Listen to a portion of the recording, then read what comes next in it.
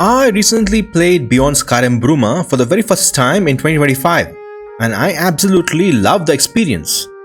I adored how everything felt like vanilla Skyrim. Bruma County felt like just another hold of Skyrim. Walking in the wilderness gave me a lot of feels, just like walking around in Skyrim. The city of Bruma was created in the mold of Skyrim cities, featuring active NPCs with schedules, NPCs with personalities, dynamic scenes between NPCs, children running around, and guards disseminating world information via a well-designed rumor system. What did not feel like vanilla Skyrim were the city and side quests. While most vanilla Skyrim city quests focused on presentation with their visuals and dramatic touches, they were awfully simplistic, linear, and the player hardly had to make a meaningful choice. The quests in Beyond Skyrim Bruma are a different beast.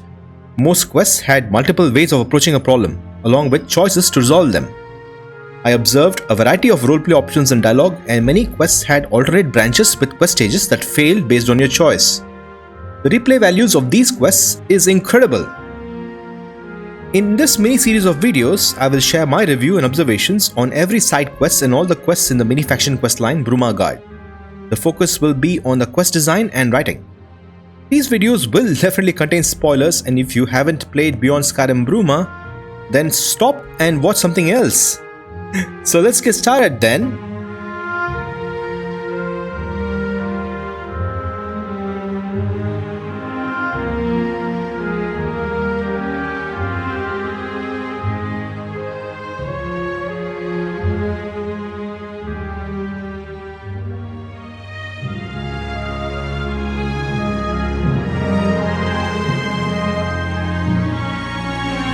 The start of this quest was fantastic. An NPC named Olaf Coldheart first greets us at Bruma City and asks us to meet him at a camp near the alien ruin of Cedar before sprinting off. We then start walking towards Cedar from Bruma and experience the frigid environment of Bruma County. The walk was extremely memorable and we were distracted by POIs, bandit camps, and random events. We did a lot of walking on this very route playing Oblivion Remastered, and the difference is night and day. Beyond Skyrim Bruma just offers a superior walking experience. We also managed to visit Frostcrack Spire on the way and were pleasantly surprised to find it occupied by the College of Whispers. After a long walk in the mountain path, we finally meet Olaf near an alien ruin. You made it, friend. Am I glad to see you?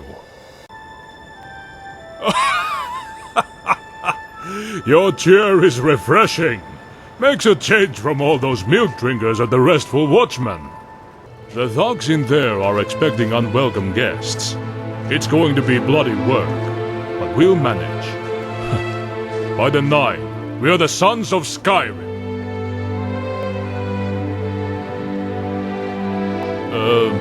A slip of the tongue, friend. I'm a proud man. A traditional man.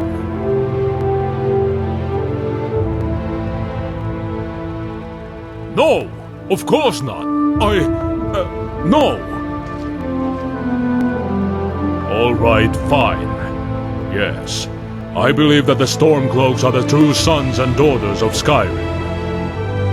I am doing this to prove my loyalty.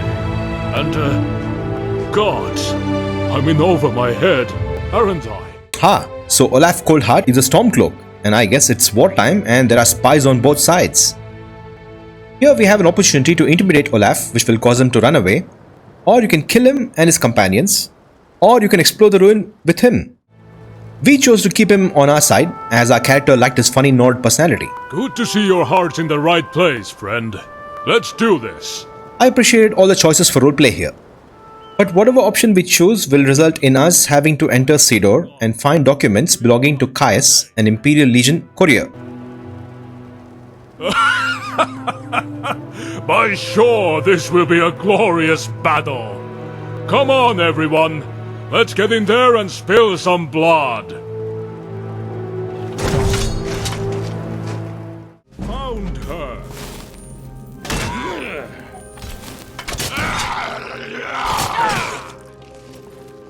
So we enter Cedar and deal with all the bandits, collect 4 documents titled the Skyrim Report, and find the dead body of Caius along with another note. Dead. Not all that surprising. But I think we have found his documents, scattered around the ruin already.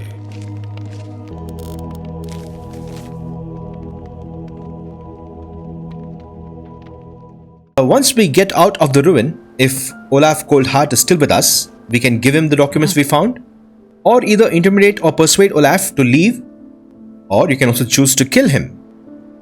Again, we have more choices for role-playing, which I love. You have a point, friend. Fine, keep the documents. Take them to my contact, north of here, in Pale Pass, near the Skyrim border. Thank you for your help. Gods guide you, friend. Hello.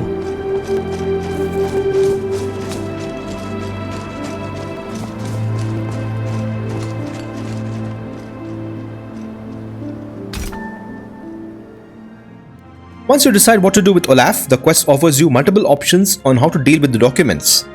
You can hand over the documents to the Imperials, or the Stormcloaks, or the Thalmor, or you also get to burn those documents. Our character is role-playing as a Stormcloak sympathizer, so we meet an agent of the Stormcloaks near the Skyrim border, and that ends the quest. I absolutely love this quest and how it kept throwing choices at us all the time, like dealing with Olaf before entering Cedar, or after exploring the ruin. On top of that, there was an intriguing narrative of Stormcloak spies looking for intelligence. I enjoyed reading those notes and loved those choices at the end. I also thought Olaf was a well-written character and was pleasant company. Unfortunately, our choices were mere choices and did not have consequences down the line.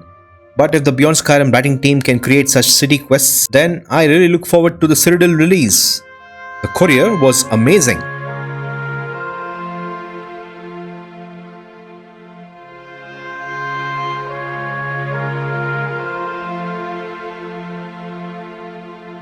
We speak to the family of an Imperial Legionnaire who has disappeared. Haran Ironheart was pressured by his father-in-law, Sellus Prelius, to join up with the Legion, and he was deployed at Fort Pale Pass. His wife Lasinia and daughter Elena will ask for your help in finding him. The quest encourages us to talk to the family members to start the investigation. We understand from Sellus Prelius that Haran held Skyrim and his Nord heritage closer to his heart than he ever held the Empire. You might not understand why, but every soldier of the Legion takes an oath. Upon my honor, I do swear undying loyalty to the Emperor, Titus Mede II, and unwavering obedience to the officers of his great empire. May those above judge me, and those below take me if I fail in my duty. Long live the Emperor! Long live the Empire! Haran said those words, but I could tell he never meant them. He holds Skyrim and his Nord heritage closer to his heart than he ever held the Empire.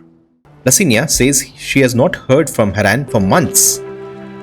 He was stationed at Fort Pale Pass, but we haven't heard anything for months. None of the soldiers passing through here on leave have seen him either. I've sent letter after letter, but they still haven't told me anything. I have no idea where he is, what happened to him, or if he's even still alive. Once we speak to the family members at Bruma, we are supposed to investigate by talking to people at Fort Pale Pass. There are no quest markers, so you should pay attention to the dialogue and also read the journal. So we head north towards Fort Pale Pass near the Skyrim border. Legate Priscillius Varro at Fort Pale Pass has no clue about Haran's whereabouts. So we talk to few more soldiers who ask us to check a cave called Serpent's Trail. Well, I have a theory. One of our own came staggering in severely wounded. A group of us rushed to help him, but it was too late. He was gasping for air, but I could have sworn he was trying to say Stormcloaks. If Stormcloaks are the culprits, though, then the question is, how did they cross the border? We've got it pretty well guarded on both sides. There's an old cave nearby filled to the brim with bandits. Some like to speculate that it comes out in Skyrim. Maybe? No, couldn't be. Well, it's an old wives' tale, but, well, it might be worth checking out anyway.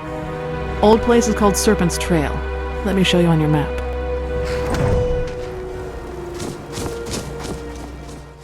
Inside Serpent's Trail, we find out about Haran's fate.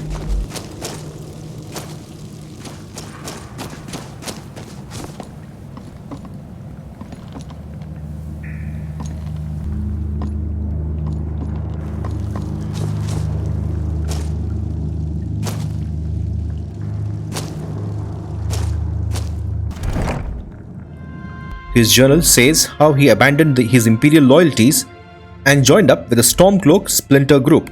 It also says how he was hunted down and slain by agents of the Thalmor. We then go back to Bruma and talk to his family, where we have the choice of talking to Haran's daughter, wife, or father-in-law. I always thought he was a fool, but never a traitor. I can't believe it. Neither Licinia nor Eleanor can know about this. If you give me the journal, I'll burn it. I'll tell her that you said he died a Legion hero. You don't think that's right? Do you want Eleanor to go through life knowing her father was a traitor?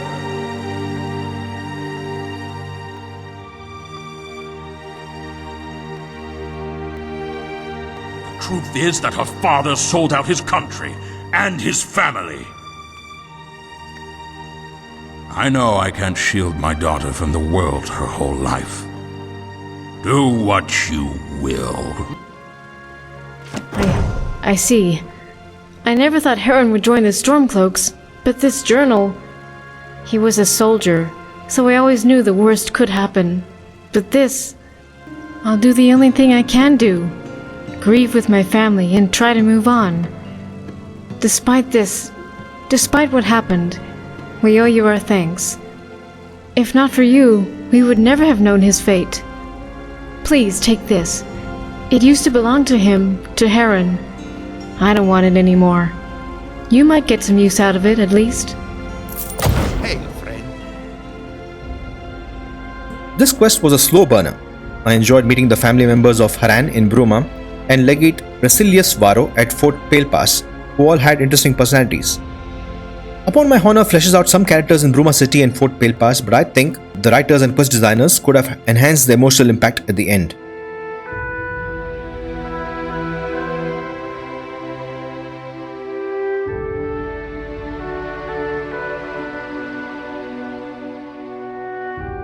When visiting the Gerald View Inn, we talked to people about Renaud Even-Toned, a bard whose singing is causing a lot of pain to the residents of Bruma. Yes, by all accounts, quite a shocking excuse for a bard. But I'm not here to pass judgment on others. I'm here to entertain. We are directed to meet the Argonian beggar, who is leading the citizens' efforts to get the terrible bard to stop playing. We then go and meet Renaud Even-Toned. Yes, I suppose there's something you can do. My prize loot is missing, and I'm forced to use this shoddy replacement. It is impacting my ability to perform greatly. It is even making my renditions of Valenwood's Color Streams Anew into Sinew sound worse. Valenwood's Color Streams Anew into Sinew. That is a basic ballad. Absolutely basic. So, go and fetch my loot. Some thief took it, probably. Somewhere here in Bruma, I imagine. Off you go. Try asking the ruffians over at the Restful Watchman. That's where most of the riffraff like to drink themselves into a stupor. At the Restful Watchman Inn, we persuade Crouches in Crevices, who reveals that he did steal Renaud's loot and sold it to a friend of his who resides in Capstone Cave. However, I have a smarter proposal. We drove Renaud out of the Watchman, and he's no doubt had the same happen at the Gerald View. He's out of work. I'm sure you've seen the hilarious Bardic Masterclass posters he's putting up all around Bruma in the hope of keeping a roof over his head. Well, tell him he's got a new venue to play at. Tell him to go to Capstone and play. Those boys have been looking for some entertainment for a while now. You'll have to negotiate it with them at the cave first, of course. If you do that, either they keep him and Renaud is successfully out of Bruma, or they punish him. And no one's any the wiser.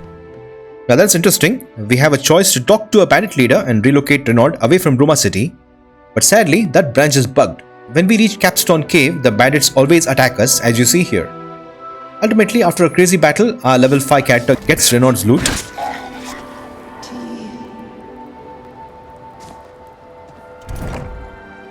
And back at Bruma, we meet Renaud Even-Toned and finally talk to Rente, the Argonian beggar. Wonderful. You have served your purpose, Rube. I will cut out the nighttime rehearsals and keep them for the morning. That is what you wanted, yes? And do not speak of this again, lest you lose my tolerance, Rube. You're back, and that infernal screeching is gone. You convinced him? Ah, this is a relief I've been yearning for months now. My most sincere thanks, honored friend. While you were dealing with Reynard, I went and asked around town. People donated coin to a reward pot.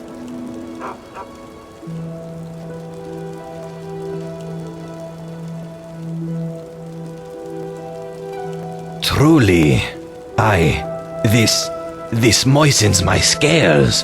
No one would, has. This is not. What can I do with this gold, traveler? What could I do with it?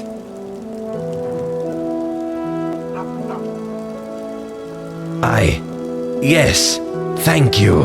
I will. I will go to Leowin and begin a new life. Perhaps even return to Blackmarsh in time.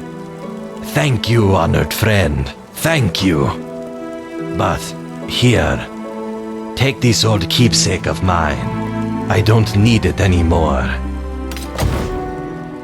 It was a pity that the fun branch of talking to the bandit leader and relocating Renaud was bugged out. I thought the chat with Rente at the end was wholesome.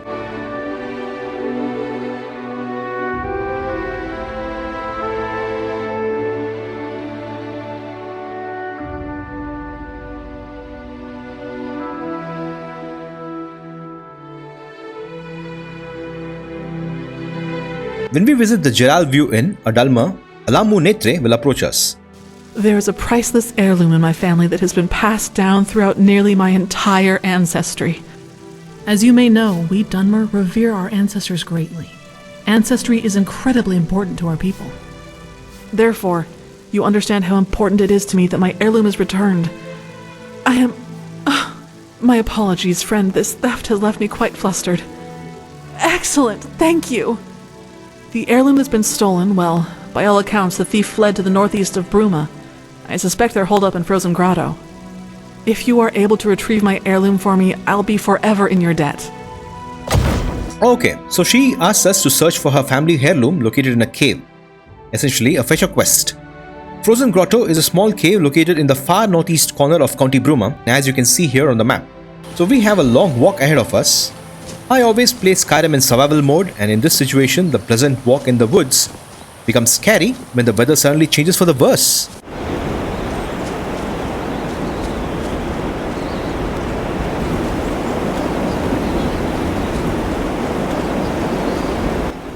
After enjoying the experience of icy winds kissing your face and wolves howling in the distance, we arrive at Frozen Grotto.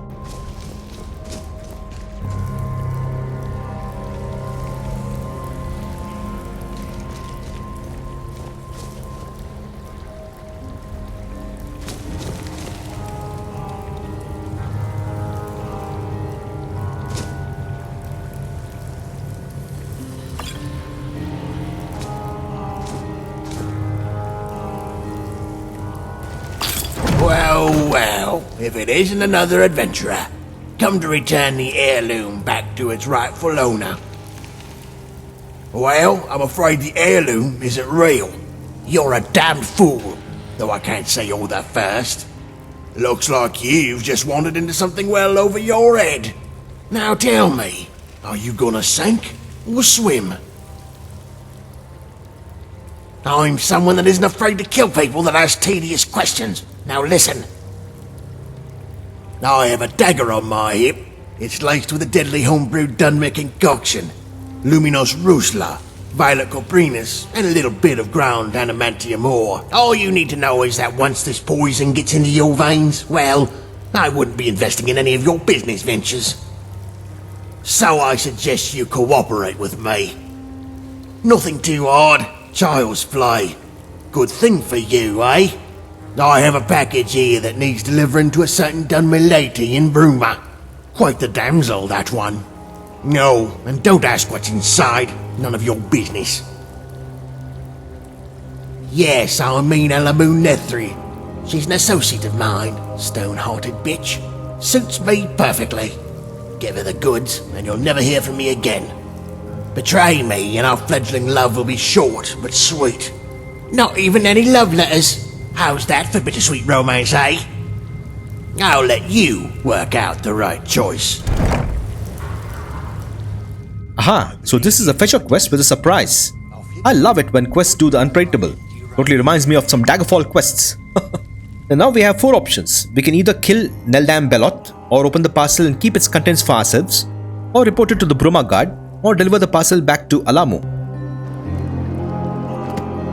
We chose to get out of Frozen Grotto and open the package. And to our surprise, the quest fails, and if we return to the grotto, Neldam will attack us and Alammu Nethri will disappear from the game world. This sneaky quest surprised me twice, and like Morrowind, we see how quests with multiple stages can fail. I hardly remember seeing this in Beyond Skyrim. This quest had no major narrative or story, but offers us a variety of branches with incredible roleplay options and replayability. If some quests do not have a story, that is fine. But surprise me like Daggerfall and throw options at me. I think Alammu's Veil did exactly that, and superb stuff by the writers of Beyond Skyrim's Citadel team.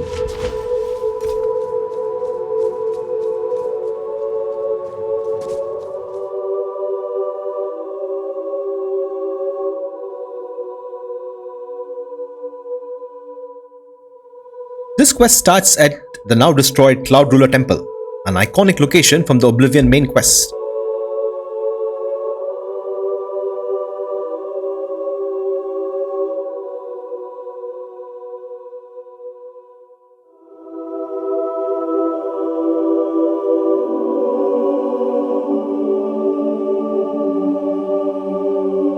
We enter the Great Hall, find the headquarters of the Blades in ruin after it was besieged and destroyed by the Aldmeri Dominion during the Great War. You there! This is a war zone! What are you doing here? Fine. If you won't leave, go. Find Alina. Tell her we need her at the front, immediately.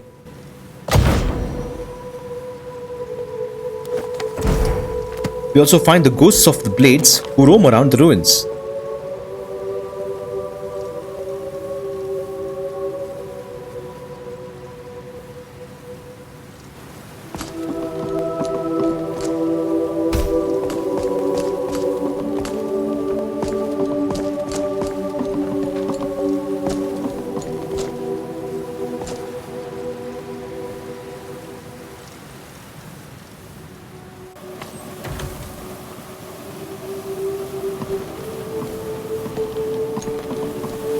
We find a note near the skeleton of a dead blade named Alina.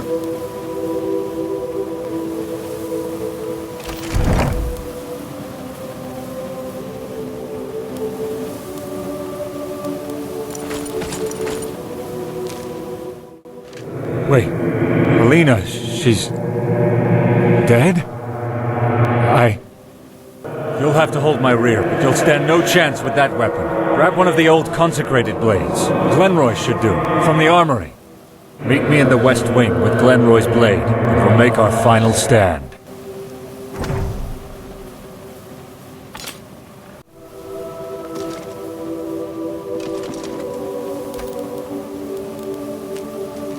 Alina's note expresses sorrow over the losses, a renewed resolve to fight, and hope sparked by a fellow Blade's trust.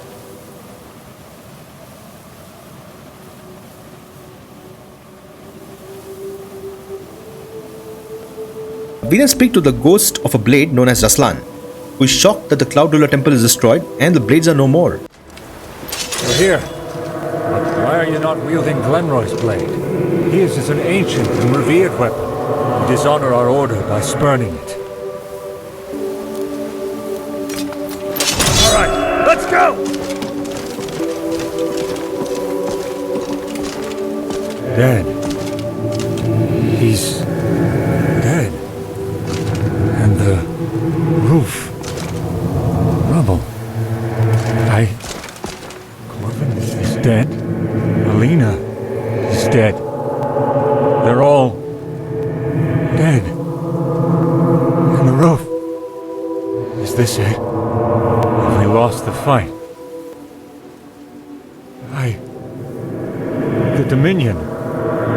They're marching on Cyrodiil. The false emperor is doing nothing to defend us. And now they're laying siege to the temple. They set up siege weapons, catapults, trebuchets. Their battle mages rain fire on us from above. They've broken through the front lines and are closing in. It's nearly lost. And if Felina and Corvin have fallen... Dead. I'm dead. You found my skeleton. Talus, no! The Cloud Ruler Temple is lost. The blades are broken. My order is no more. As am I. Thank you for showing me the truth, friend. You've spared me endless torment. Though I fear that the truth isn't much more comforting. Meet me back in the Great Hall. There are rites to perform. Perhaps then I'll be able to feel Arkay's embrace at last. Time has come, friend. Place our blades into the... Release our spirits. Grant us rest in Aetherius. He asks us to release their souls by gathering the katanas of each blade and plunging them into the fire. We do as told and place the katanas into the fire. Thank you, my friend. Free the others. Then we will speak one final time. Talos protect you, friend. Thank you for releasing me.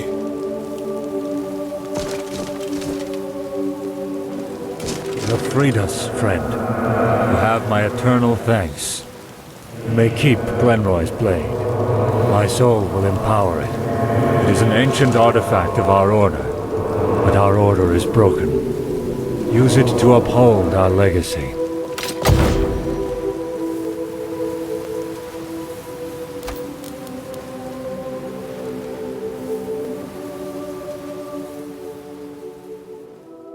While the quest was simple, the emotional impact it had on me was great. The moment we enter the Cloud Ruler Temple, the mod also plays Piece of Akatosh, which was a perfect track here. There were no choices or branches here, but man, I felt something, just like how I felt when climbing High Hrothgar for the very first time during the main quest of Skyrim. If a quest can evoke these kind of feelings in you, it has done its job. Brilliant.